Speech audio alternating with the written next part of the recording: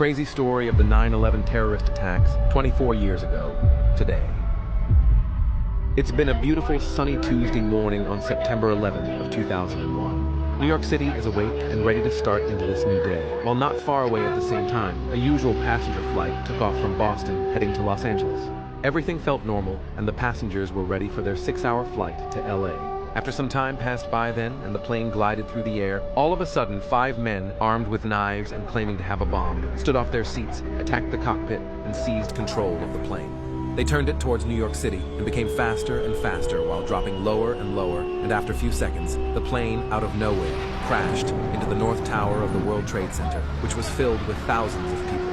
At this point, everyone thought this was just a terrible accident. But then a second plane, also from Boston to Los Angeles, took off and got hijacked mid-air by 5 terrorists hidden among the passengers.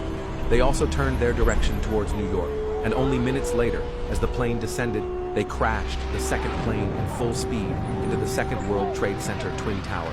And now everyone realized that America is under attack. But the end was far from over.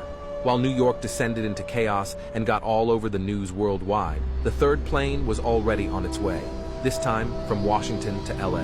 On this plane again, 5 terrorists which hijacked the plane and changed the direction into the opposite way.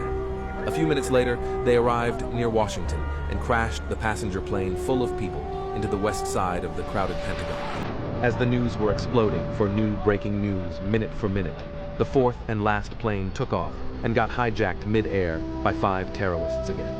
They planned to crash the plane into the Capitol or the White House, but the passengers on board noticed about the terrible attacks on ground and sacrificed their life by overcoming the terrorists and crashing their own plane into a forest in Pennsylvania to avoid even more deaths. Meanwhile, in the heart of New York City, the Twin Towers collapsed with thousands of people still inside.